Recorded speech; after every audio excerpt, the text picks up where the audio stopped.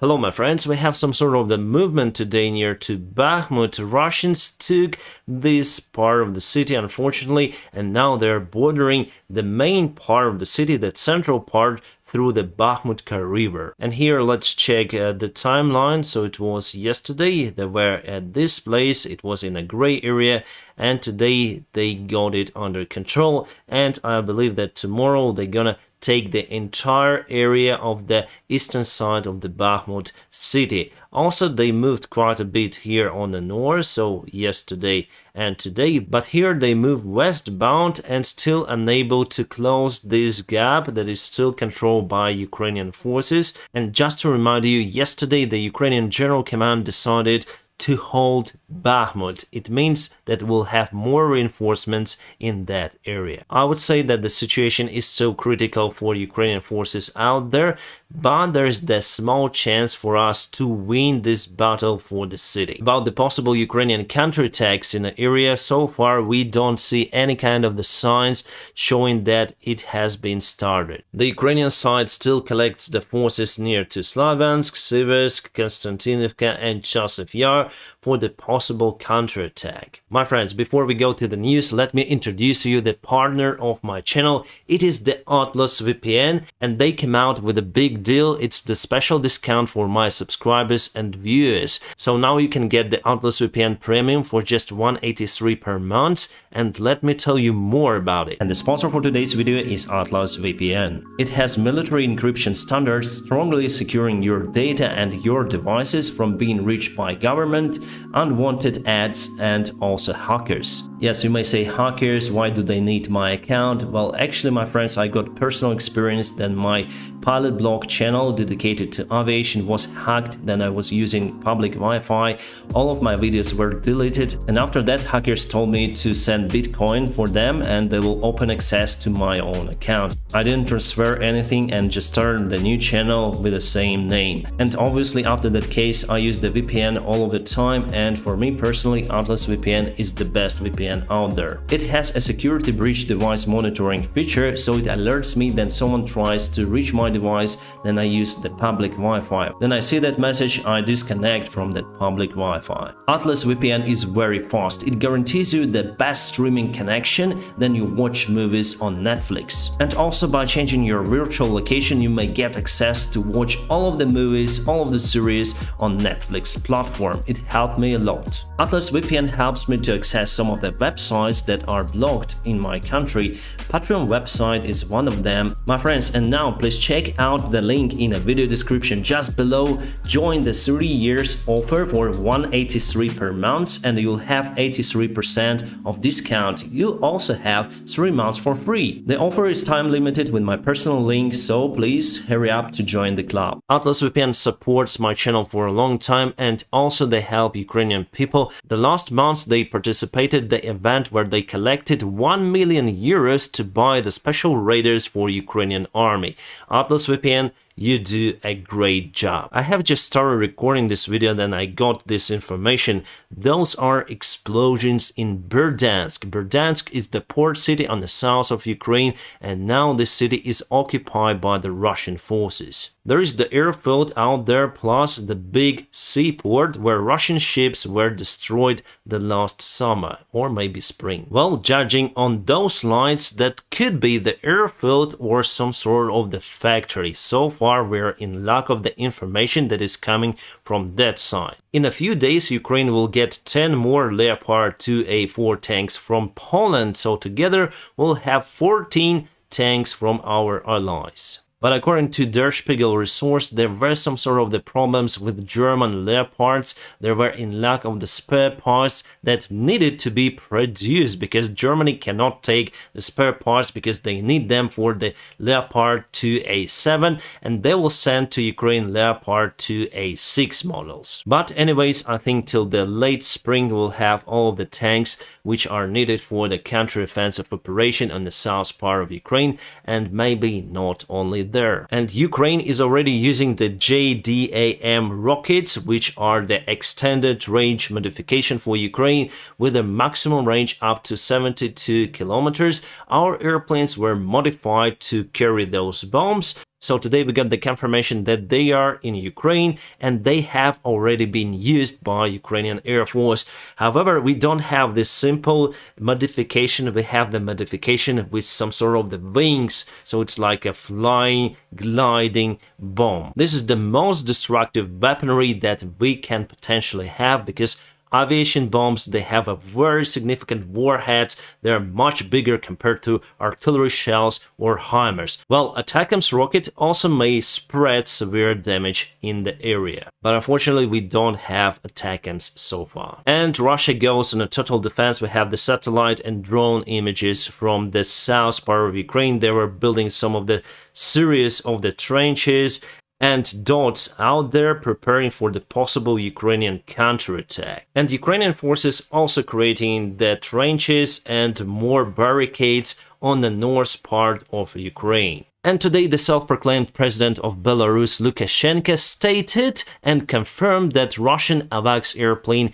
Ilyushin-76 A-50 modification got some sort of the damages in Michelushi airfield, which is very close to Minsk. Also, he said that those who did it were arrested, and the guy who was arrested actually got the Russian citizenship. However, before, the Russian propaganda said that this airplane wasn't attacked at all, it was hoax, it was made news, but really this airplane was attacked and got minor damages to the main antenna and other antenna, which is on the front part over here on the hump. Also, Lukashenko in his speech called President Zelensky a neat or a crumb. That is how Google translates the word gnida, which is kind of offensive. But before, Lukashenko said that Russia will never enter Ukraine from the Belarus territory, so we may call him a neat and bastard for sure. Alright, according to the British intelligence, there's the big problem with ammunitions for the Wagner forces. Before, it was the agreement with Wagner's and regular Russian army that they will have their artillery shells, so they used their own shells more frequently and widely near to the Bakhmut area, but finally there were no ammunitions supplied. And that fuels the disagreement between Prigozhin and Shoigu. However, Wagner still have lots of the forces and they may try to encircle Bakhmut city. That is what they are trying right now, to encircle the city, but Ukraine sent reinforcements to that area and they successfully withstand Russian attacks. The problem here for the Wagner soldiers that they have severe losses in their elite forces, the soldiers who passed African conflicts and Syria, who got the military experience and now been wasted near Bakhmut. According to the independent journalists' report, yes, it's hard to count the casualties from the Russian side, but it could be up to 30,000 soldiers who lost their lives just from the Wagner group in the Bakhmut area. And Wagner is very limited with that resource with their special forces, unlike prisoners, and Prigozhin complained that they cannot take prisoners any longer, so they were thrown like a meat, like a cannon fodder on the front lines. They've done all of the dirty job, and then elite forces were attacking from the flanks,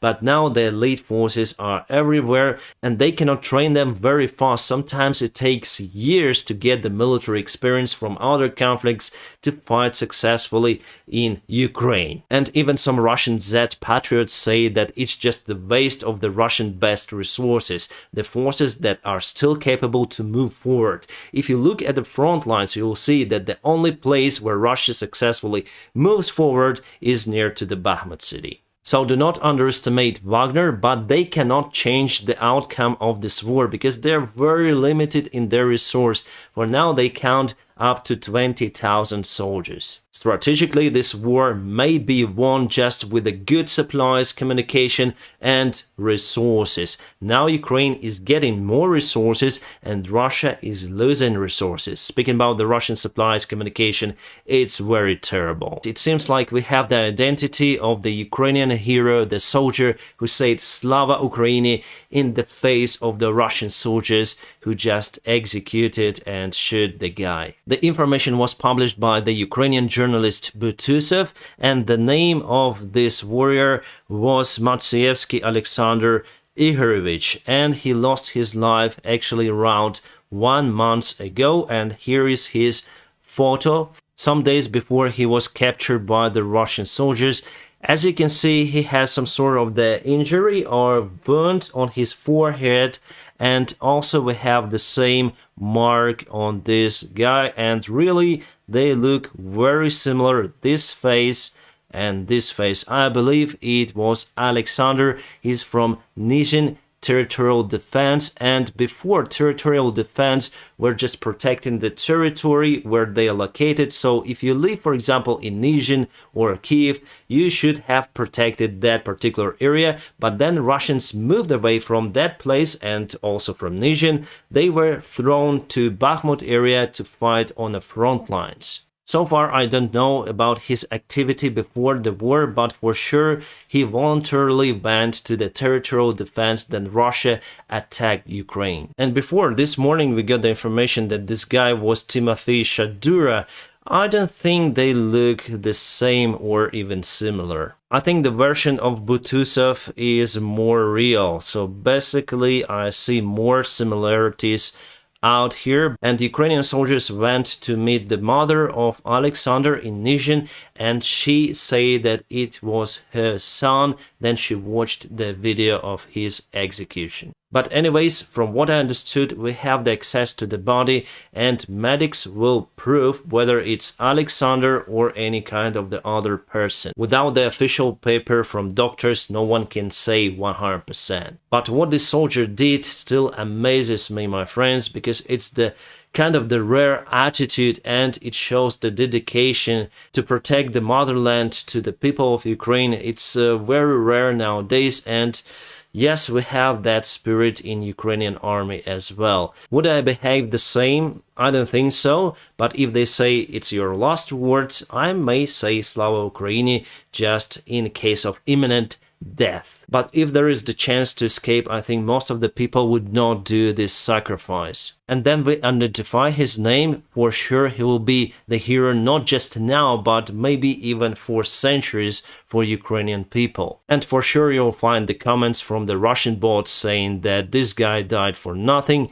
But truly, he sacrificed his life. He didn't know even if this video would be published, but luckily somehow it was published, and he became the symbol of the fight of Ukrainian resistance. Remember the Russian ship Moscow, and the story behind that ship and the Ukrainian Snake Island, where Ukrainian soldiers said, "Go and find yourself Russian ship." They say that they will not surrender under the risk of being totally destroyed by the Russian military. And finally, the Russian ship was destroyed in a few months. Karma, right? So the story became iconic, not just for Ukraine, but for other countries. And here the story about this soldier is even more closer to us, because it's not about the ships or the islands, it's about the human beings.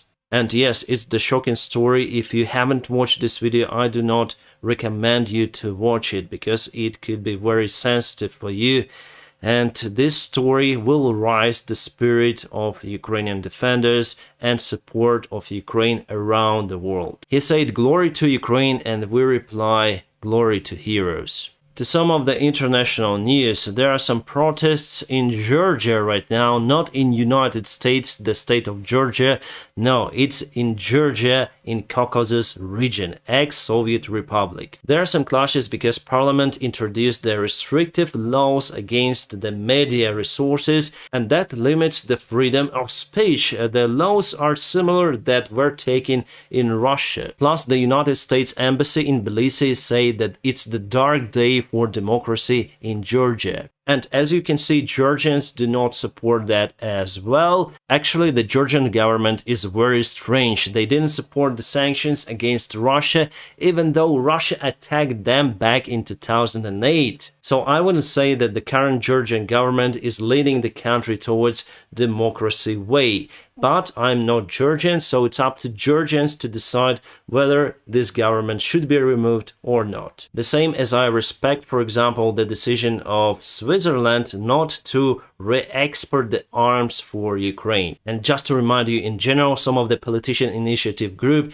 decided to re-export the arms to the European countries, and the European countries on their turn might have supplied the weaponry to Ukraine. So today it was voting. 23 parliamentaries, I hope I translated correctly, voted against the deal and just 18 supported the deal.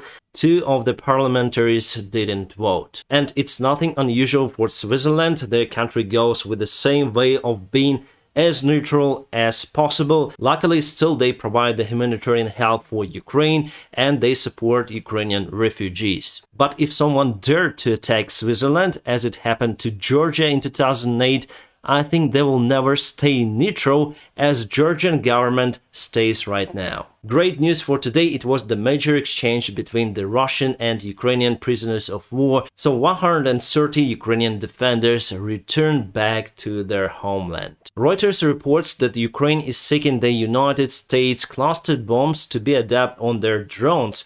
I wonder what kind of the size those drones should be. But cluster bombs are forbidden weaponry in 120 countries, so I'm in a great doubt that those bombs will be supplied to Ukraine. However, Russian side uses them quite often. My friends, now press the like to this video and also don't forget to check the link for the Atlas VPN, the sponsor and also the partner of my channel, where you can get the Atlas VPN Premium for just $183 per month. It's the big deal for my subscribers and viewers and it expires very soon, so hurry up to join the club. My friends, I wish you all a peaceful sky wherever you are and have a great time.